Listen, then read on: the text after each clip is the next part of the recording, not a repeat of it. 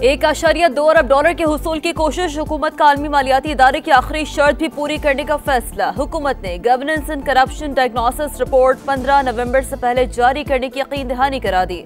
Report में सरकारी इदारों में इंतजामी कमजोरियों, करप्शन के खदशात की निशानदेही शामिल, कानून के अमलदारी की कमजोर सूरत हाल और दीगर खदशात भी रिपोर्ट का हिस्सा। IMF का एग्जीक्यूटिव बोर्ड इजलास आइंदा माह दिसंबर में मुतवक्किल है।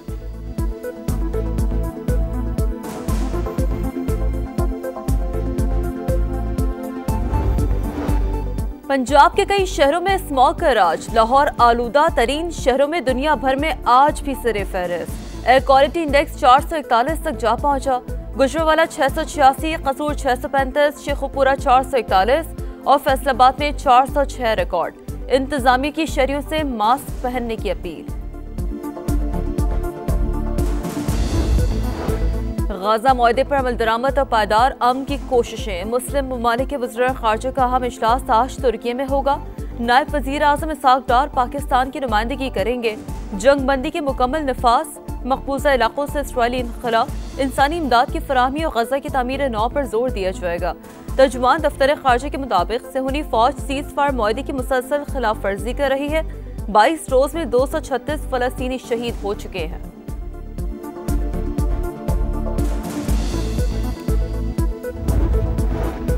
गाजा मगरबी किनारे के लिए मुश्तरका हुकूमत नागुज़ीर, 2 रियासती हल के सिवा कोई मुतबादिल नहीं। कतरी वज़ीर आज़म शेख मोहम्मद बिन अब्दुर्रहमान अल सानी का CNN को इंटरव्यू। कहा, फ़लस्तीनी अथॉरिटी फ़लस्तीनियों की वाहिद नुमाइंदा।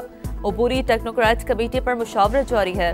हमास ने मज़ीद 3 यरग़मालियों की लाशें इसराइल के हवाले कर दी। डेड बॉडीज से लबीब मुंतकिल। सेहूनी वज़ीर आज़म का हमास के खिलाफ कार्रवाइयाँ जारी रखने का ऐलान। कहा, गजा के कुछ हिस्सों में अब भी हमास के मराकज़ मौजूद हैं जिन्हें मुकम्मल तौर पर खत्म किया जा रहा है।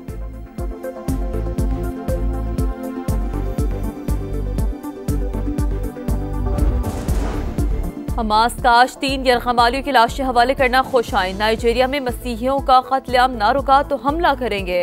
जमीनी या फ़िज़ाई कार्रवाई दोनों मुमकिन है।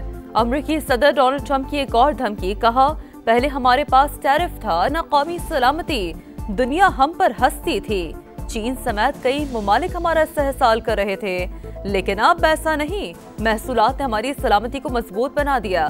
दुनिया भर में 8 जंगें रुकवाई, शाम पर पाबंदियां हटाई ताकि उन्हें अपनी बका का मौका मिले।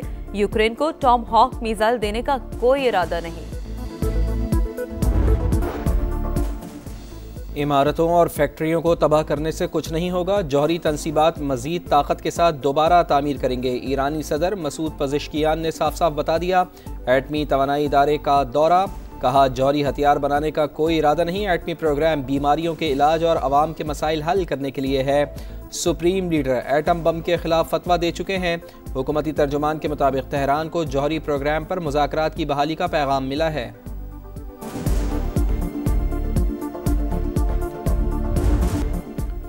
वज़ीर आज़म आज़ाद कश्मीर के खिलाफ अदम एतमाद कब आएगी, फैसला ना हो सका। पीपल्स पार्टी ताहाल वज़ारत उज़्मा के लिए अपना उम्मीदवार फाइनल ना कर पाई। चारों उम्मीदवार अपनी अपनी लॉबिंग में मसरूफ़। नून लीग से शराकत इक़्तिदार के फार्मूले पर भी इत्तेफाक ना हो सका। ज़राए के मुताबिक ताख़ीर के बाइस चौधरी अनवारुल हक का सियासी ग्राफ बढ़ रहा है। आज तहरीक अदम एतमाद जमा ना हुई तो पोजीशन मज़ीद मजबूत हो जाएगी। सुहेल अफरीदी को दहशतगर्द बनाने का बयानिया बनाने की कोशिश की जा रही है। वो कोर कमांडर हाउस पर हमले के वक्त लाहौर में मौजूद ही नहीं थे। खैबर पख्तूनख्वा के वुज़रा की press conference. Radio Pakistan Peshawar पर हमले की तहकीकात के लिए कमीशन बनाने का ऐलान। बोले, वज़ीर आला से मुताल्लिक झूठ बोलने वालों को भरपूर जवाब दिया जाएगा।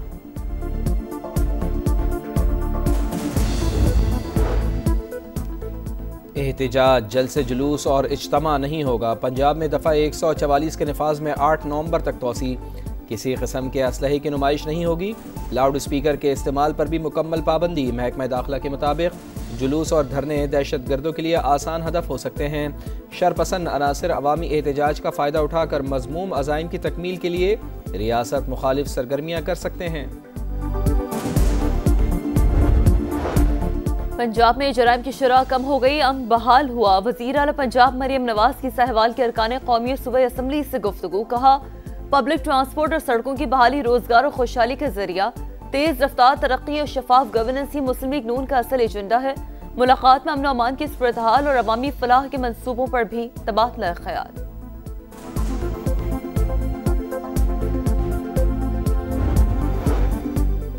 कराची वालों के 24 घंटों में 3,283 चालान, सीट बेल्ट ना बांधने पर 1,992, तेज रफ्तार ड्राइविंग पर 104, बगैर हेलमेट मोटरसाइकिल चलाने पर 761 चालान, सिग्नल तोड़ने पर 119 और ड्राइविंग के दौरान मोबाइल फ़ोन इस्तेमाल करने पर 87 चालान हुए।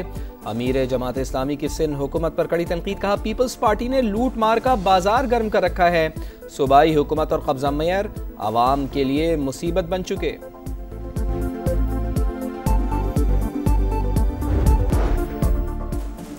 कराची में SIU की हिरासत में नौजवान की हलाकत, FIA एंटी करप्शन सर्कल ने 6 पुलिस एहलकारों के खिलाफ मुकदमा दर्ज कर लिया।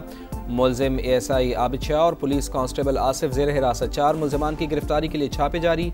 20 अक्टूबर को मुबैना मुकाबले में मेहर तीनों की हलाकत, अहले खाना का जुडिशल इंक्वायरी करवाने का मुतालबा, एहतजाज का ऐलान भी कर दिया।